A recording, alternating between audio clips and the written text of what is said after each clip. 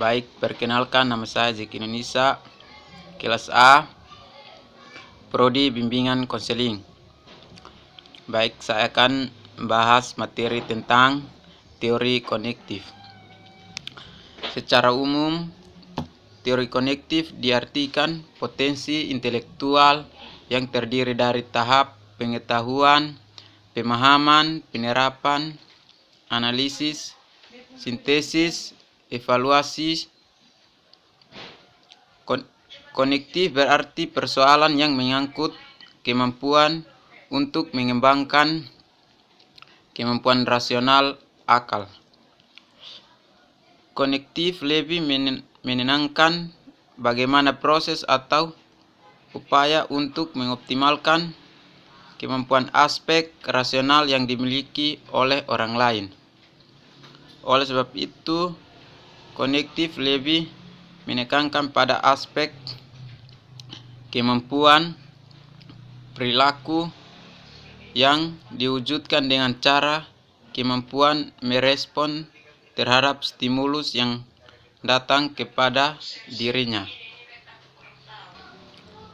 Tujuan aspek konektif berorientasi pada kemampuan berpikir yang mencakup kemampuan intelektual yang lebih sederhana, yaitu mengingat sampai pada kemampuan yang memecahkan masalah.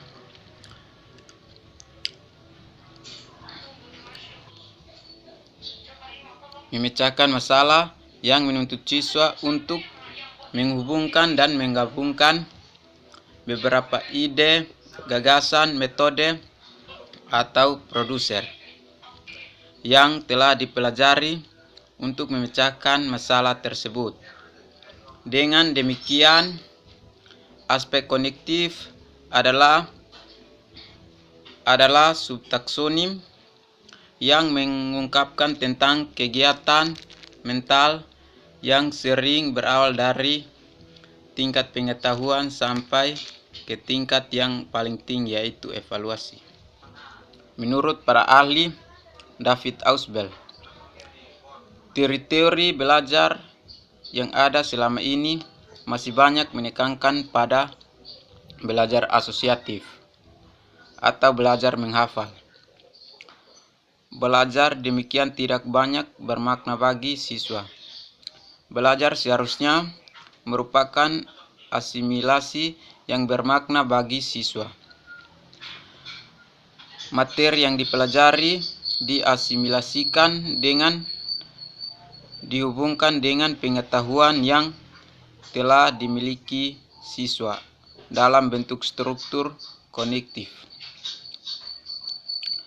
Struktur kognitif merupakan struktur organisasional yang ada dalam ingatan seseorang yang telah menginteraksikan unsur-unsur pengetahuan yang terpisah ke dalam suatu unit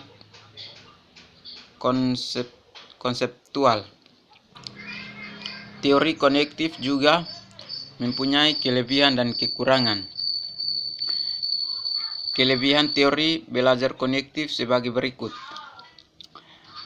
menjadikan siswa lebih kreatif dan mandiri, membantu siswa memahami bahan belajar secara lebih mudah.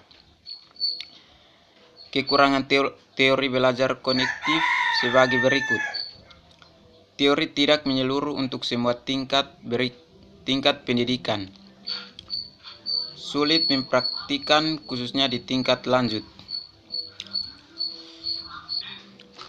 Kesimpulan saya, belajar merupakan akibat interaksi antara stimulus dan respon. Seorang telah dianggap belajar sesuatu jika ia dapat menunjukkan perubahan perilakunya.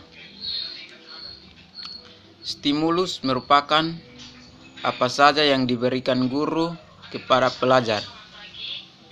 Sedangkan respon merupakan reaksi atau tanggapan pelajar terhadap stimulus yang diberikan guru tersebut. Baik, inilah materi yang saya bahas tentang teori pelajar. Sekian dan terima kasih.